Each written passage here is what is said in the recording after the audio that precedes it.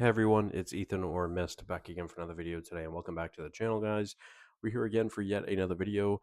Going to be talking about every movie and show I watched last week, and there's actually no shows last week, so it's just movies. But we really only had like one to two themes of the week, and the main theme of this week was Toy Story.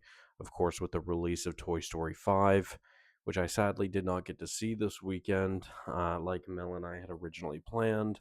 We were planning to go see it tonight at the time of recording this on Sunday, June 21st at 9:40 p.m. Mel was off at 8 o'clock. Well, she was scheduled till 8 o'clock at work, and unfortunately she got off at 9:45.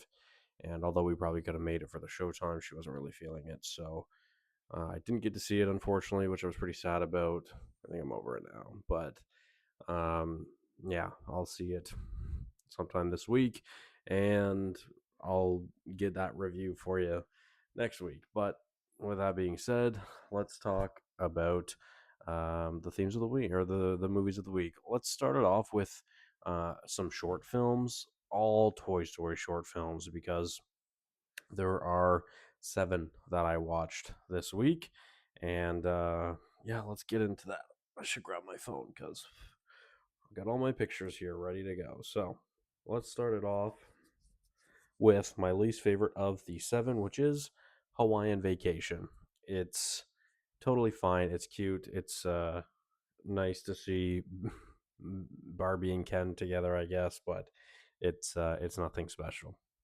Let's move on to Small Fry. I kind of like Mini Buzz, and I love the idea of like a Happy Meal toy. But yeah, same thing. Kind of nothing special. Ranked at a 55. Let's move on to Partysaurus Rex. I could genuinely only fucking imagine. Ow! You go away. Why are you biting me? I could genuinely only fucking imagine watching this movie high. Or this short film, I guess. It seemed insane, so any stoners out there, watch Partysaurus Rex. Let's move on to Toy Story of Terror, which I ranked a 65 out of 100. Kind of a little love story to horror films and the like genre norms of horror films, but totally decent. Ranked it a 65, which brings me to the next one, which I also ranked a 65, which is Toy Story That Time Forgot. This one is probably the one I'm most fond of the actual like little like 5 little shorts from the 2010s, because these toy sets are really really cool. It made me really jealous. I wish there had been cool sets like that when I was a kid, because that would have been really fun. And then let's move on to my actual favorite, which is Lamp Life, which is kind of an explanation of what happened to Bo Peep and her sheep, which was cute and I enjoyed. Ranked a 70 out of 100. And then let's move on to Toy Story 30 Years and Beyond, a special edition of 2020, which I ranked an 80 out of 100. I find there are many little short specials out there. Not a lot of them are great or well made. This one is really well made, actually, I think, and it's actually quite a good special. Um, there's a lot of fun members that are talking in this, a lot of directors of Pixar movies, and specifically Toy Story. Taylor Swift is in it, which is always cool. And of course, some of the cast and crew as well. And it's really a love letter to how Toy Story started and where it is now, one of the biggest franchises in the world. So, yeah, that brings us to the movies. I just wanted to do that one separately, because it felt kind of appropriate rather than kind of linking them all up with the movies, kind of going back and forth. So hopefully that was okay. Now let's actually get into the movies with my least favorite of the 12, which I ranked a 51 out of 100. It is The Rebirth of Mothra 2, which is the worst in the trilogy, in my opinion. All 3 of these were recently just added on Netflix, so that was kind of fun to watch this trilogy. I think there's some fun moments in this. Mothra is really cool, and I like the practical effects in all 3 of these movies. But Yeah, I mean, this is just my least favorite. I thought it was okay. I ranked it a 51 out of 100. Let's move on to Rebirth of Mothra 3, which I ranked a 58 out of 100. So both of them a 2.5 star, but I don't really think either of them are bad. I just think they're kind of okay.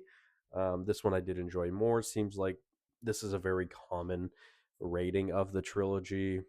Most people's favorite is the first, second favorite is the third, and their third favorite is the second. So I guess I kind of fall into the majority here as well with this trilogy. And again, Rebirth of Mothra 3, similarly, very cool stuff in here. King Ghidorah looks really cool, and he's very menacing, very powerful, and I really like to see that.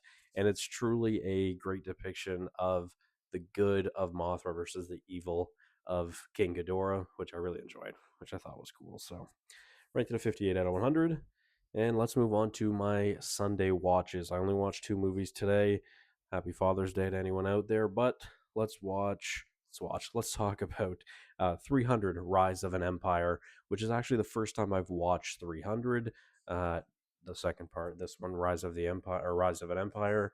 I think it's decent. It tries to really capture a lot of the same flair and stylistic art and integrity that Zack Snyder brings to the original 300.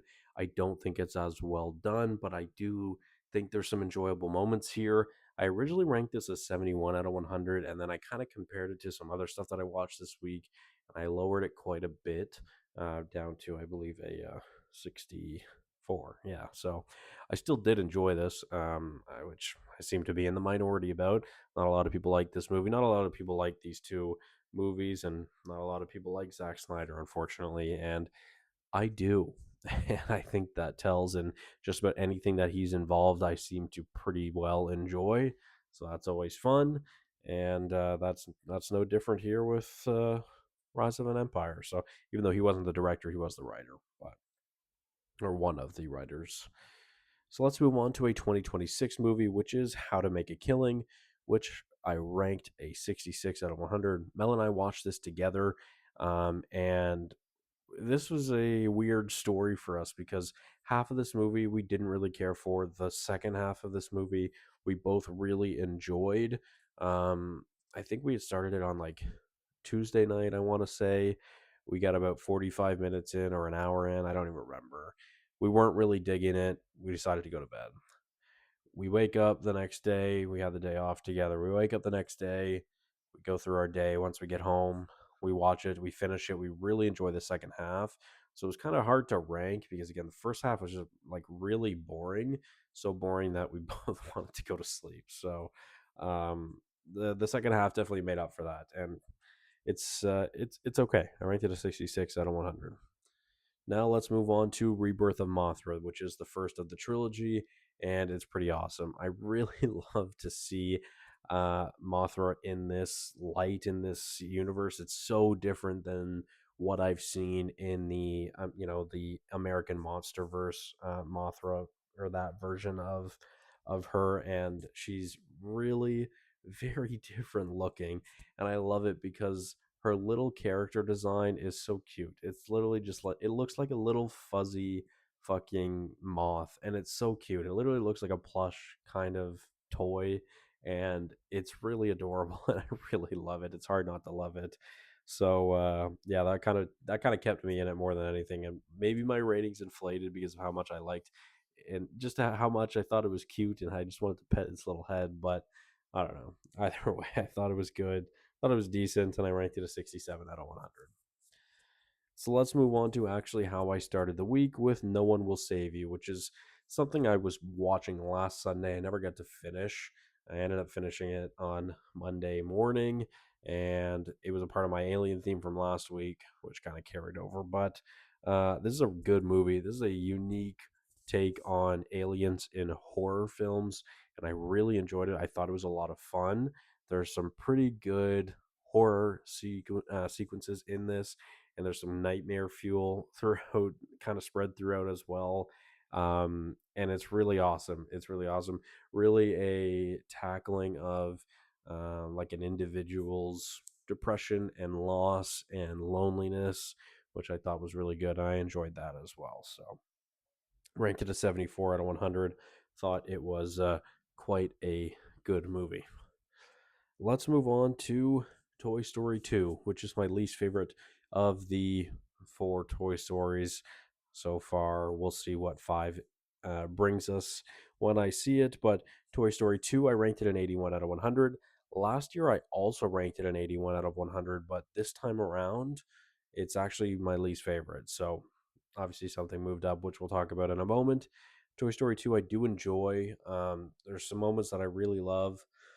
There's some moments that I don't love as much, but easily my favorite thing about this entire movie is Bullseye. I fucking love Bullseye. Bullseye is one of the cutest fucking things ever put on a screen ever. I fucking love Bullseye. He's so fucking cute and absolutely adorable. I can't stand him. He's so adorable. I love him. Let's move on to the first Toy Story, which I ranked an 82 out of 100. Last year when I watched it, I ranked it a 79 out of 100. It was my least favorite of the franchise. Um, and yeah, I mean, that still might be the case. I don't know. I'm kind of indifferent about these two movies. They could probably be swapped depending on the day. I'm not a huge fan of Toy Story 1, although it's really iconic, obviously, and this is such a hot take, but I don't like the Randy Newman music in like the first two movies. Really, I'm just not a fan of it. I find it really annoying, and I just don't think it's good. And I've always felt that way. And the animation has aged so poorly. I find it's a hard watch. Even upgrading from 1 to 2, it's a big change, and then upgrading from 2 to 3 is a huge change, and then upgrading from 3 to 4 might be the biggest change. 4 is fucking gorgeous, and I've heard 5 looks really amazing too. So I'm looking forward to that. But nonetheless, Toy Story an 82 out of 100. And if I had have watched Lightyear this week, it would be slotted, well, last rating at least, it would be slotted right above these two. Uh, I will talk about Lightyear someday whenever I rewatch it, but genuinely, after watching it last year, the first half of this movie I think is literally perfect, and I would rank it a 100 out of 100 until we start to get into the Zurg stuff, and that's when I really stop to enjoy it. But it is what it is. So, anyways, let's talk about the Sisterhood of the Traveling Pants, which is something Mel has always wanted to show me, and my God, we were not prepared for the emotional wreckage and the emotional roller coaster that this movie put us through. It was way more interesting, way more emotional than both of us thought. Mel had seen this before, but it had been a really long time. All she remembered about this movie was that someone had cancer, and she couldn't remember who. And then we finally found out that it was Bailey. Fucking Bailey. Yeah, Mel was crying by the end of the movie, and I was on the verge of tears as well. I cried a lot this week, actually. Um, yeah, anyways, unreal. Sisterhood of the Traveling Plants, no, Pants. A pleasant surprise. We'll hopefully watch the second one sometime this week. We didn't get a chance to watch it last week, but yeah, let's move on to 300, the odd man out in the thumbnail, if you haven't noticed. I was hoping Toy Story 5 would be there, but again, things didn't work out. 300, though, it is my 300th movie of the year. This was recommended for me to do last year, have 300 be my 300th movie of the year, which I didn't get a chance to do, but this year it is, which I thought was fun. I ranked it the same as that I ranked it a couple years ago when I first watched it, which is a 90 out of 100. I think it's really great. Again, it's got that Zack Snyder flair that I really, really love, or I've grown to love, because I used to not like it, but I've grown to love it. I love the slow mo uses in this film. It's gorgeous. It's action packed. It's fucking amazing. It's beautiful. I love this movie. I ranked it a 90 out of 100. Let's move on to Toy Story 4, which I ranked a 95 out of 100. Did not change my rating either. This is one of my favorite movies of I don't know, recent years, I guess. I love this movie. It's fantastic. I think there's so much good in this movie. I think this movie is so fucking underrated. In my opinion, it might be Pixar's most underrated movie. And again, the animation of this movie is fucking gorgeous. That opening scene in the rain, that entire opening scene is so fucking good, man. The opening scenes of Toy Story 3 and Toy Story 4 are so fucking peak. It's unreal. And I love the story that we get with Peep, and I love how Woody's story ends. Everyone complained about the fourth one, like, why is there a fourth one when they ended the third one so perfectly? And although I do agree with that, I think they could have ended with four and still absolutely nailed it. And I'm really excited for five. I'm so excited. I want to see it so bad. Damn it. Um, yeah, anyways, I really, really love Toy Story 4. I don't think anything's ever going to make me hate it. I really don't. And let's move on to my favorite watch of the week, which is Toy Story 3.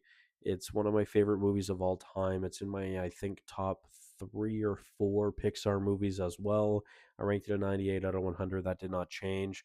I was thinking about maybe giving it that 99, but I decided not to. But with the amount of tears that Toy Story 3 and Toy Story 4 put me through, I honestly might I could possibly give them 100 out of 100s for the amount of tears that they get from me. So, yeah, anyways, I had a solid week. I watched a lot of stuff, especially this weekend, mostly Toy Story, but yeah, this was a long one, longer than usual at least. So, thank you all so much for watching. Hopefully you did enjoy, and I'll see you guys in the next one.